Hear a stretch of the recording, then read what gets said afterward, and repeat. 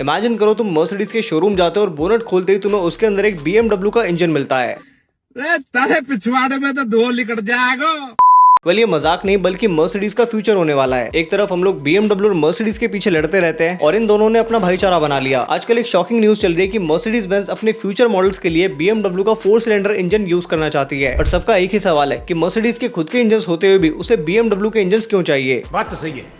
क्या मर्सिडीज की गैरत बिल्कुल मर चुकी है? क्या मर्सिडीज के इंजन उतने एफिशिएंट नहीं रहे? क्या मर्सिडीज का खून पानी बन चुका है? क्या मर्सिडीज अपनी सालों की लड़ाई भूल चुका है? क्या मर्सिडीज ने BMW के सामने अपने घुटने टेक दिए हैं? तो देखो मर्सिडीज के पास आज भी M254, M264 जैसे एक्सीलेंट इंजन पड़े हुए हैं, बट BMW से इंजन लेने के पीछे रीजन काफी इंटरेस्टिंग है। बस मेहरबानी वीडियो पूरी देख लेना और पसंद आए तो ही सब्सक्राइब करना।